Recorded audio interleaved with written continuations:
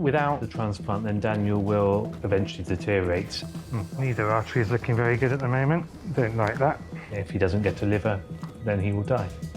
1, 2, 3. He's hit by a car travelling about 30 miles an hour. Open fractures are a massive risk of infection, and the worst case scenario could be amputation. Let's get you along.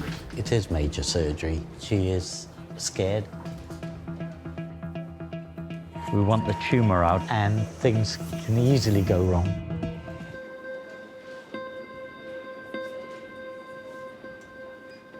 Daniel's got a condition called PSC. So this is a disease that affects the bile ducts within the liver. He was diagnosed with this over 10 years ago, I believe. Without going ahead with the procedure with the transplant, then Daniel will eventually deteriorate. And sadly, if he doesn't get a liver, then he will die. So this operation is Dan's last hope of getting his life back and seeing his children grow up. I was diagnosed with primary sclerosing cholangitis, and that was about 12 years ago. I was told at the time that the fix for that condition was a transplant, which was a bit of a shock. We got the call this morning and we were told that there's an organ that was a match, so fingers crossed that this is the one. All the waiting might nearly be over. See what happens. I'm trying not to get my hopes up.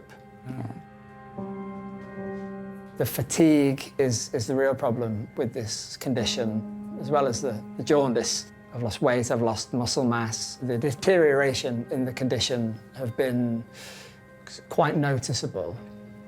He's still such a good dad in spite of things getting harder and having less energy. I think he's incredibly impressive doing what he is and holding his resolve and staying positive.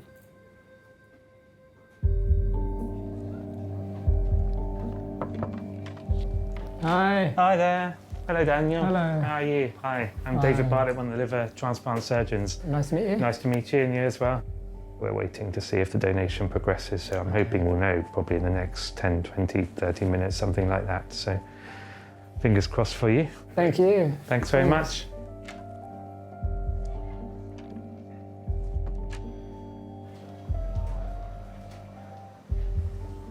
We have a potential donor who's in the last stages of life and they're planning to withdraw treatment, and we think that could be a good match for Dan. We should know very soon whether the donation is going to proceed or not.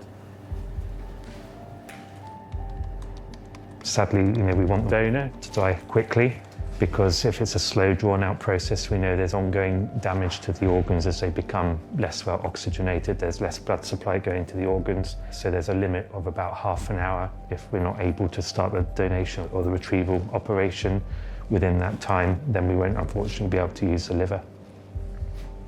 I don't think anyone's completely sure what the cause of primary sclerosing cholangitis is. There's various theories that it may be possibly due to some kind of infection that's not really fully understood, because the liver's not clearing the bile out properly, and when the bile doesn't get out of the liver, it goes into the skin and makes you itchy, and then eventually as it builds up you become yellow and jaundice, and you'll have seen he's quite yellow now. As a doctor, you never wish for someone to die, but in order to save Dan's life and use the liver, I need the donor to pass away. So it's one of those things you just have to grapple with and get used to. Excuse me. Hi, Claire. So far, I've got withdrawal at 15:12. Withdrawal at 15:12. Drop below 50 at 15:18. Yeah. Oxygen saturation's dropped below 80% at 15:19. Yeah. Asystole at 15:28. It's 18 to 28, so that's 10 minutes. Okay. And knife to skin at 15:35. Yeah, no, that's fine. Good, lovely. So yeah, let's get the team in then, please, into theatres. Okay, yeah. I'll mobilise them. Great, thanks, Claire. Thank you. So that's confirmed that everything's going ahead as planned within time, so the donation process is proceeding. We've heard that the organ donor has had his treatment withdrawn and has subsequently passed away quickly and is now in the operating theatre having their organs retrieved by another team. So we need to get ready with Daniel now. Every minute is precious. The donor has proceeded. Mr. Bartlett's had a look at the liver and is happy. We're all good to go. You okay? Yeah. Yeah. Hello, you've reached liver theatre. Oh, right, you can come straight down. Okay, thanks, bye. Bye. Let's go then. Okay. Okay. Okay. Thanks, Claire.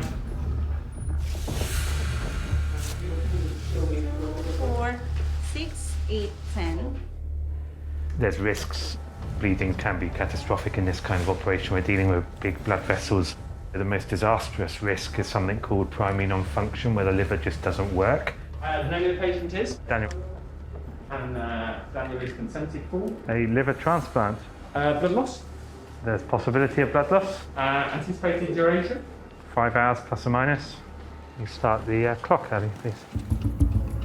Ideally, we'd need to get it into the recipient and the blood flowing back into it sooner the better, really. So there is a ticking clock. And my aim would be 5 hours, really, maximum if we can. And then everything you do counts towards the time to get the organ in. We're just opening the various layers of the abdominal wall, and this is this chunky stuff here is the rectus muscle, you know, what people call the six-pack. Okay. And then the retractor, please.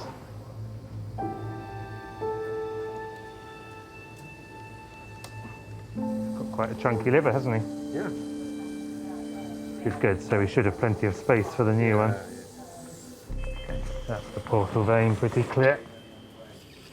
So we need to be careful when we remove Dan's old liver. We need to make sure that we preserve the existing veins and arteries, as we'll need to use those to connect the new liver. So our ability to do this quickly but safely has huge repercussions on the overall outcome of the procedure. So this is now where we start lifting the liver up out of the back of the abdomen.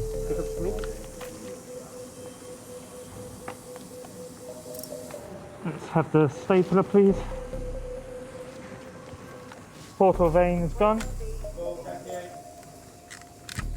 The stapler just puts staples each side and then cuts in the middle. The other artery down. Handy. Yeah. Clamp on the cava. So the biggest vein that we deal with is the inferior vena cava, or IVC. It takes the blood straight to the heart. So we're trying to clamp the IVC. We need to do it for our joint, and that reduces, because they're squashing it partly, reduces the blood coming back to the heart, and sometimes the patients don't like that.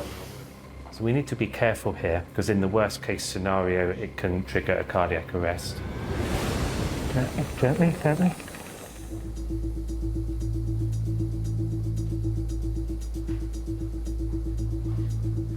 Okay, Andy, clamp on the cava. Let us know how that is.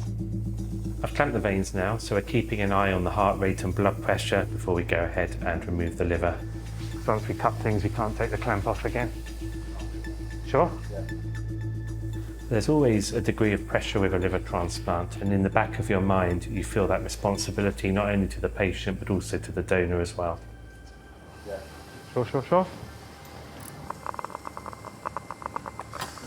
Liver out. When you remove a key organ such as the liver, then you realise that the patient's body can no longer function and their life really is in your hands. So this is a new liver? It looks healthy, no major damage, normal color. I always get scared now. I'm going to drop it on the floor. I haven't done it yet.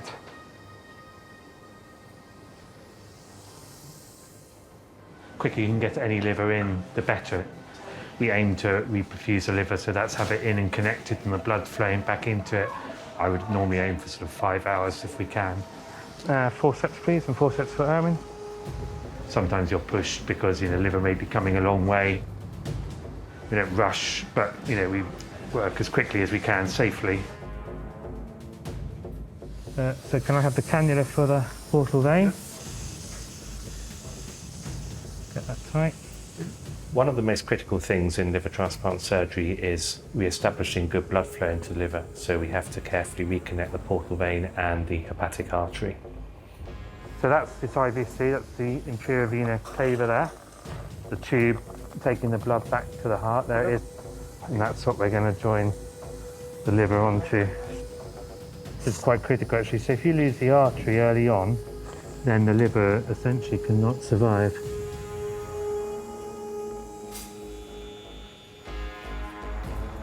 The arteries aren't the best quality, I have to say, they're very thin and delicate. One more stitch. That's the left artery connected. There's never any guarantee in transplant surgery. You never know how any one person's body will react, not only to the stress of a major operation, but also to having someone else's organ put into their body. In around 30% of cases, a recipient's body can reject the new organ. Occasionally, despite us thinking everything is fine, you put the liver in and it doesn't work at all. The blood vessels we join can clot off or become narrowed. The left artery is open. Not great. Not great. There's always a point of no return with a liver transplant operation. Once you've taken the old liver out of the body, then the only option really is to press ahead and get the new one in safely. The liver is such a vital organ, you can only survive a day or two without one. So if we can't make this one function, then Dan's chances of survival shrink rapidly. There's the ultrasound. Have a bit of a quick look from here. So this is going to give me a picture as to whether we've got good flow of blood into the liver or not. That's the left artery. If the blood flow is not right, then we're in trouble.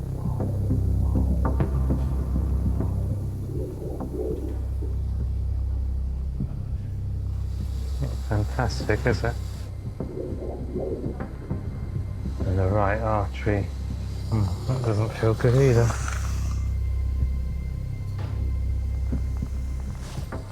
Neither artery is looking very good at the moment. Don't like that.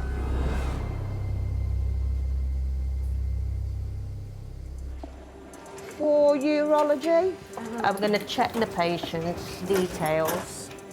Hello, theatre reception. Hi, good morning. This is in Carry 22. I will need some x-rays for today.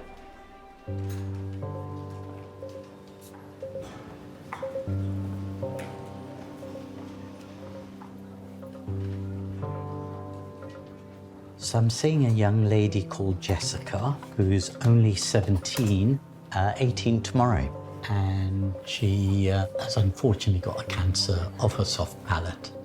I mean, I can't really envisage what it must be like as a 17-year-old being diagnosed with cancer and then being given the treatment option we've given her, which is radical surgery.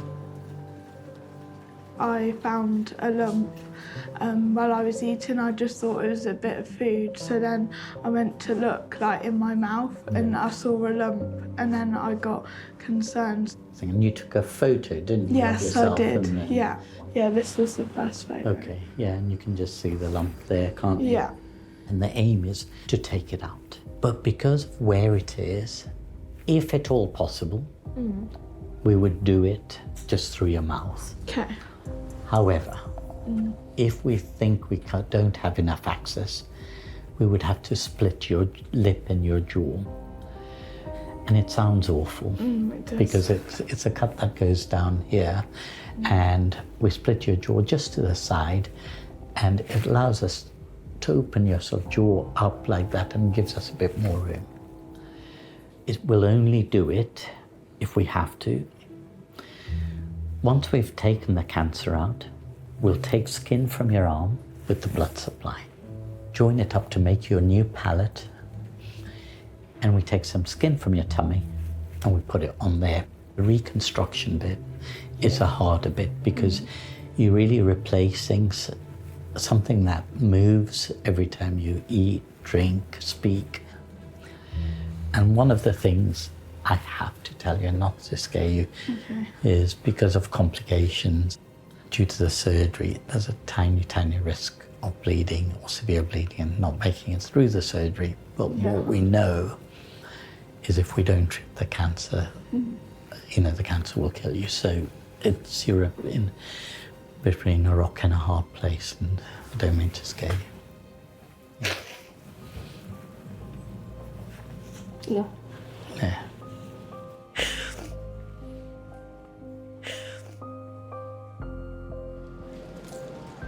It is major surgery. My main concerns are really that we get the cancer out. There are lots of things that could go wrong. Firstly, we don't get the reconstruction right. Secondly, we can't get the cancer fully out. And thirdly, other complications that may occur in terms of the treatment. I don't think until you go through it yourself, you can really grasp what we're putting patients through. Hello. Hello. I'm Debbie and this is Alison. Hi. We'll be with you today in theatre. Hello. Both mum and dad are obviously terrified for Jess. No one wants their daughter, who's only 17, to be diagnosed with something like this, never mind go through such a big procedure. Our theatre's right at the end. Okay. They are obviously putting on a brave face for Jess, but they also accept that Jess is going to have to go through this procedure. Do you understand what you're having done today? I'm having a mouth cancer removal, so they'll take bits from here to fill the hole, and then the stomach to put on here, and then with the neck as well. She is scared and quite, appropriately so. And you could see there were a few tears from Jess, but also, of course, from mum and dad. It will be a really long day for mum and dad. Say goodbye to Mum and Dad? Yes. Be good. Do really well. Yeah. See you later, sweetie. Remember, can I get out here?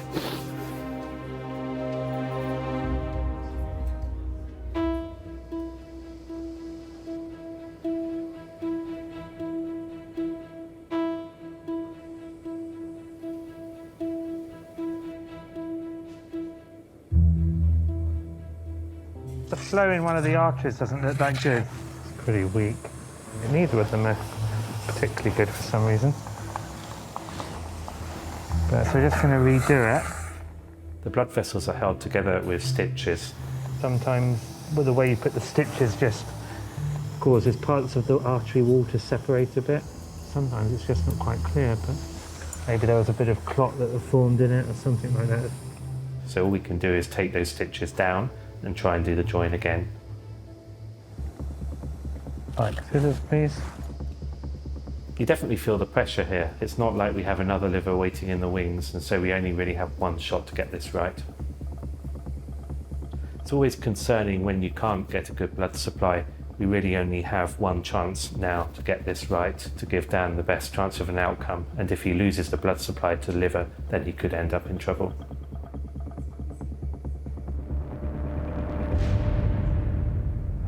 Ultrasound.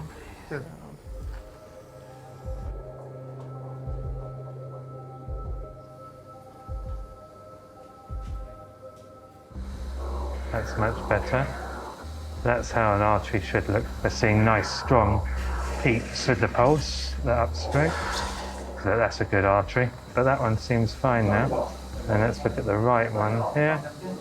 That looks better as well. Occasionally the artery will clot off afterwards, and that's quite a disaster, and it can often require a new transplant. That looks nice and dry. So now the liver's in and appears to be working well, then we can stitch Dan up and finish up. Closing, thank you so much. Good, done. So I've just had a look at the last ultrasound, and I'm very happy now with how the artery looks. Hopefully it will stay that way, fingers crossed, and very happy, everything else looks good. Dan will go to the ITU, intensive care unit, that's standard for the transplant patients, and he'll be monitored there overnight to make sure if anything does start going the wrong way that we're on top of it. Sometimes the liver struggles a little bit. There's other complications that can develop, such as rejection. So there's various things that can still go perhaps not quite according to plan over the next few days, so we'll wait and see.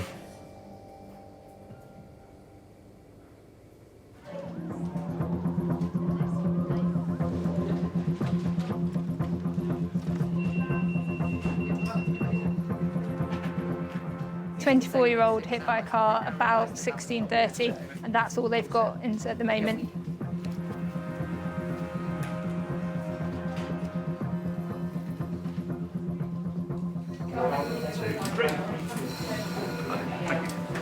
Right then, can we have quiet from everyone for a hands-off handover? This is Lindsay, 25 years of age. She's hit by a car travelling 30 miles an hour. She's gone up the air and landed on the floor on her left leg. She's had 10 milligrams of morphine altogether over the last half hour. That's perfect. We'll have a good peek. Thank you very much. Any pain in your neck at all?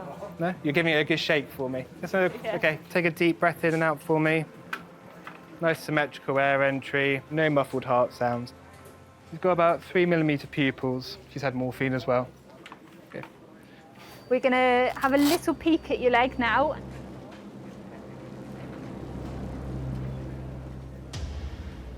Oh, yeah, that's pretty gnarly.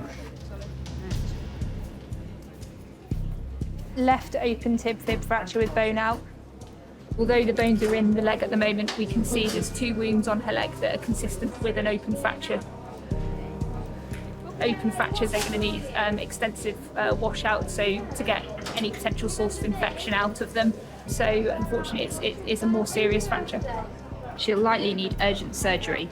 Otherwise, there's a chance her leg might never function normally again. Worst case, she could lose it altogether. Okay, ready, steady, and move.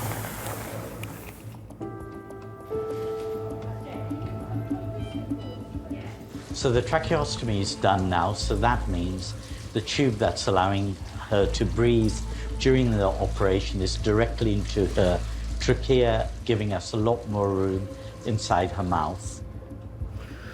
Same age as my son. Life can be very cruel. To give Jess the best chance of the cancer not coming back, we'll need to take some healthy tissue along with the cancerous cells. So there's the margins of the tumour. So we've got to go for about 1 centimetre all the way around this area. In these types of cancers, one of the biggest challenges is getting enough access via the mouth. What we'll do is we'll prep everything and we'll have a really good look inside the mouth, and we need to then make a decision whether we can take the tumour out just through the mouth or we're going to have to split the jaw. It's something we really want to avoid. It's incredibly intrusive, potentially dangerous, and it would leave Jess with a large scar on her face. And for a 17-year-old to live with this for the rest of her life is something we really need to think about. This decision's absolutely critical because we have to get it right. Have you got tooth forceps, please, for the tongue? Just trying to see if we can just pull the tongue forward a bit there. To me, it looks as if it's resectable through the mouth. We should be able to get this out through the mouth. We won't be splitting the jaw at this stage. The only thing that would change things is if we can't get the flap in, but I'd be very surprised if we can't.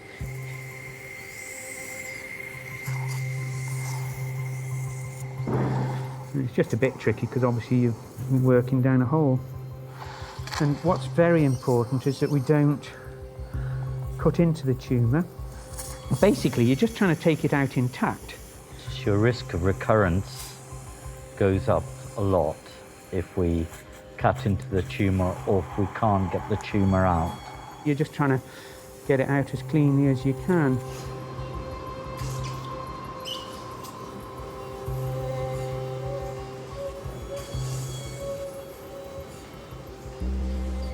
So I've got the edge of the tumour here, and now that's free. So there we go. So that's the tumour with a little bit of tonsil. But we're going to put that on one side and we're going to orientate that for the pathologist in due course.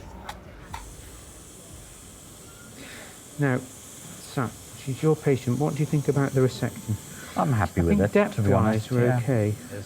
Although the defect doesn't look massive, it's a really functional bit of the mouth. So half her soft palate's gone, the top bit of her tonsil's gone, and if we don't close that area off, every time she eats and drinks, it will come down her nose. So we've got to reconstruct that. It's not so much removal of the cancer, but it's actually the reconstruction.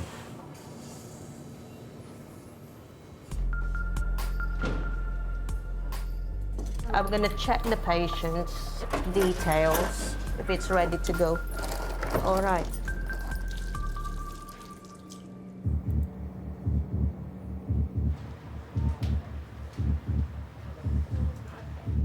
So we've got this young lady who's got a tibial shaft fracture.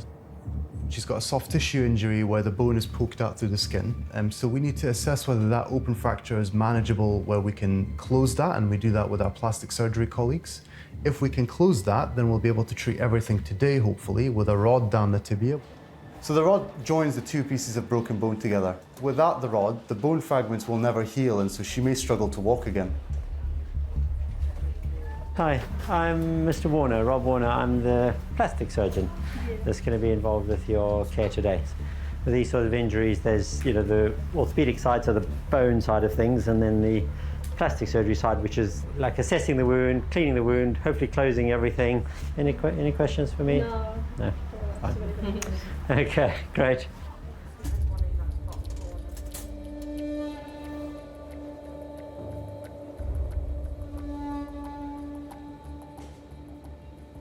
Right, then starting. Knife, please.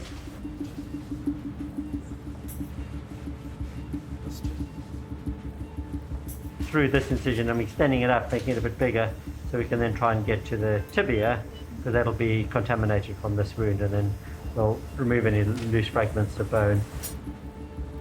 If you do get an infection around the bone, end up being anything from needing further surgery to, unfortunately losing your leg. So we take it very seriously. It looks all a bit gruesome bending the leg like that, but you can see here the broken end of the fibula there. See a little bit of broken bone there. You do this thing that's called the tug test. So then what you do is you kind of tug on it and it'll come out. So you wouldn't want to leave a little bit of bone like this, because ultimately it's got a higher risk of getting infected. One of the big worries about that is getting a deep infection down the line, and worst case scenario with amputation. So we use saline to wash out the open fractures thoroughly to get rid of any foreign material before proceeding. Good? Yeah, I think so. Yeah, that's good. At least we know now it'll close as possible, yeah. Perfect, thank you very much. Brilliant. Thank you. Cool. Now that we've cleaned the wound, we're going to go on to fix the bone. So we'll run a guide rod down the middle of the bone, which connects the two bits of broken bone together. The first thing we need to do is to drill a hole down the top of the broken end of the bone, and then on top of that we'll gain access to a channel that lets us run a rod down the middle. It's really important to get the start point for these nails properly. If you don't get the start point, then everything goes wrong. We use X-ray throughout the case because without it we're effectively blind.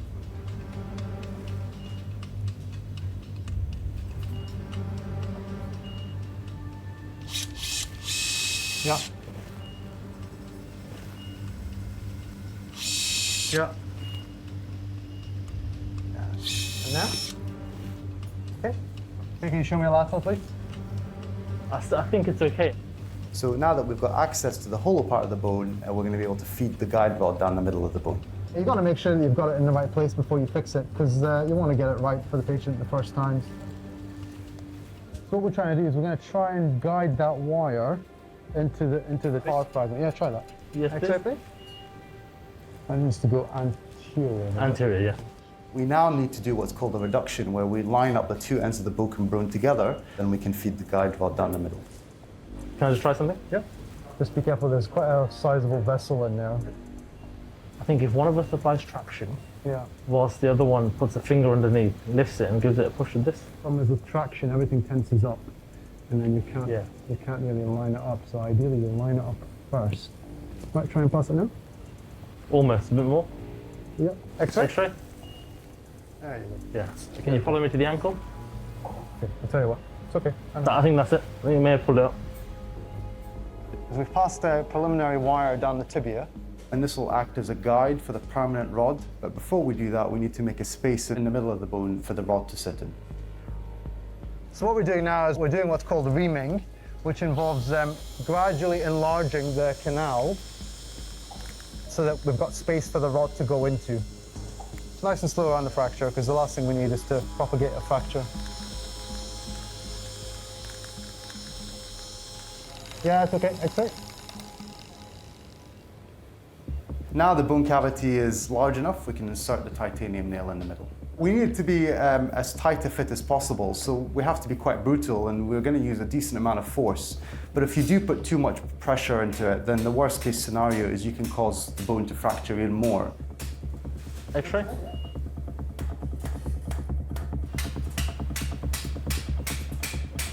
Just come on down to the ankle. Lovely. Very nice. Okay.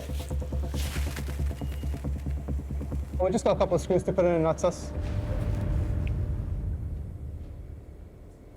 And that's the nice thing about trauma surgery is you start off with a broken bone and you end up with a fixed bone.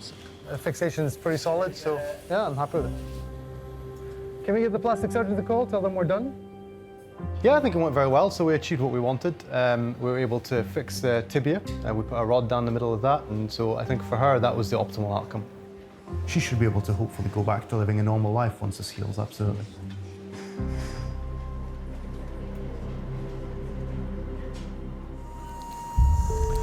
Dry swab, please. Another Alice, please.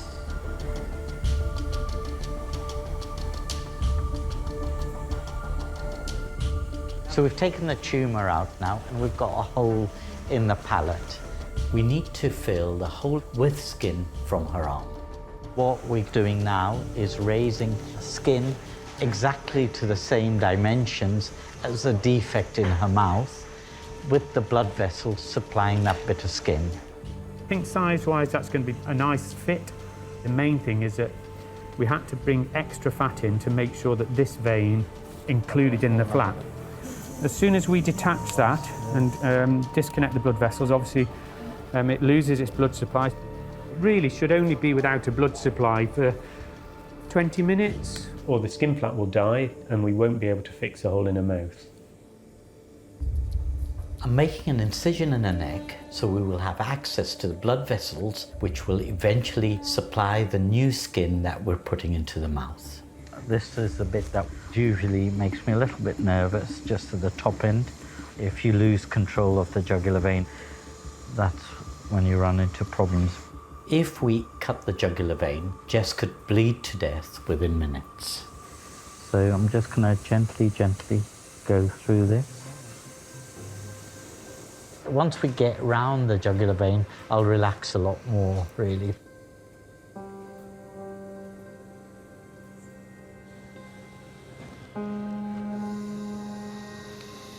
Just take this off.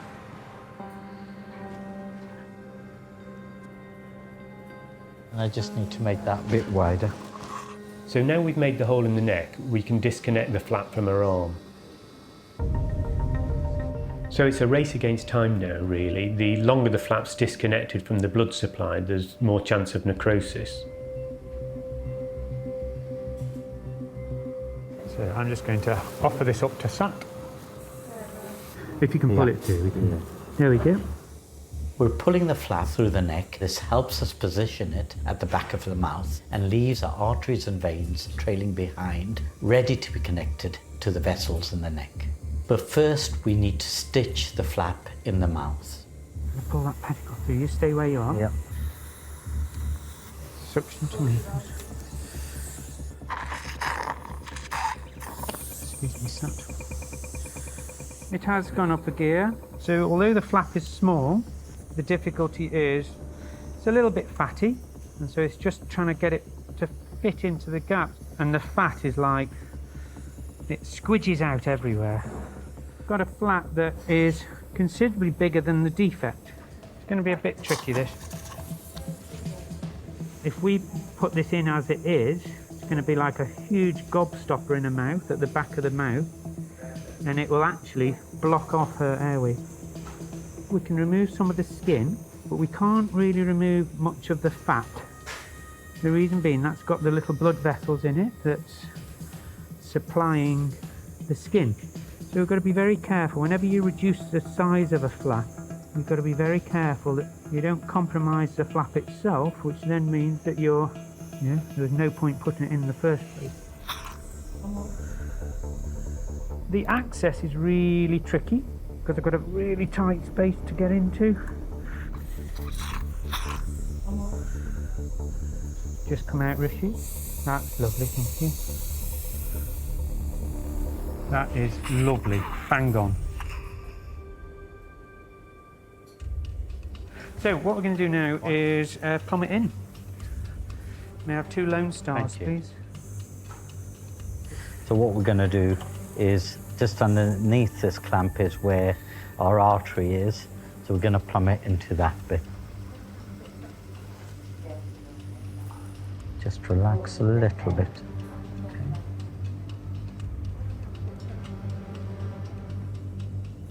Can I have tenotomies, please?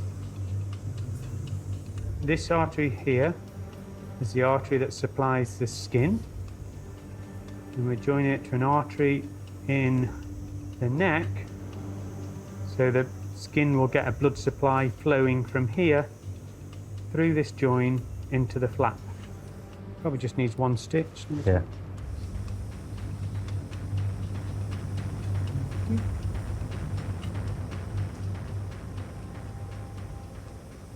Okay. So that's all okay, there's no bleeding from that. You can see a jugular venous pulse in the vein. I think we've just got to close that up, haven't we?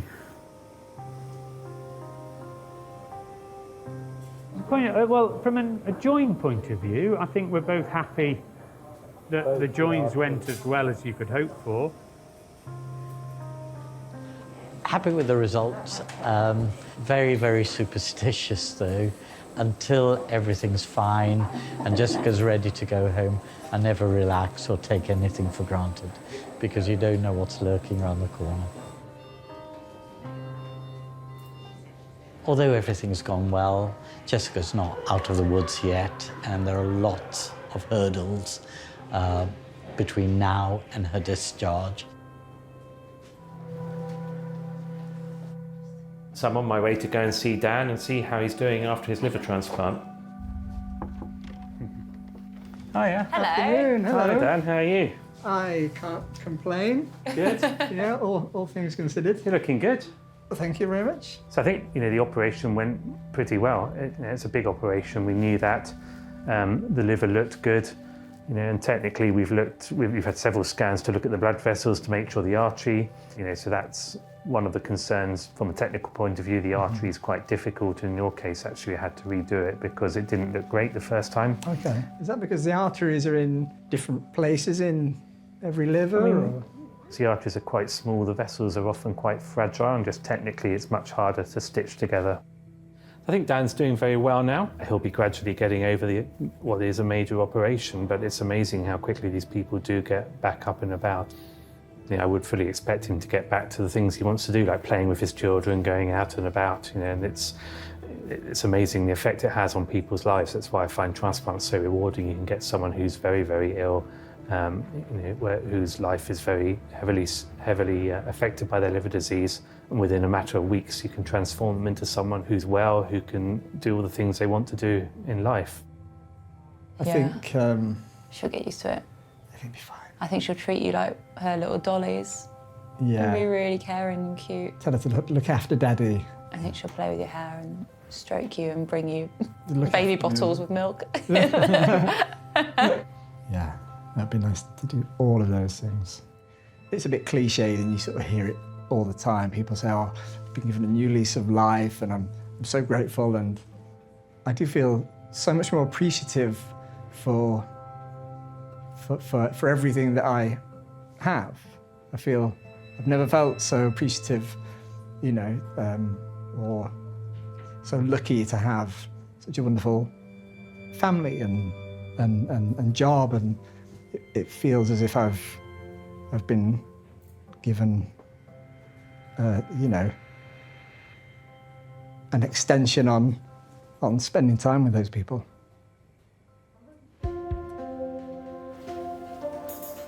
2 more compact hand screws. Oh, is that in there? Oh yeah, that's the one, Chair.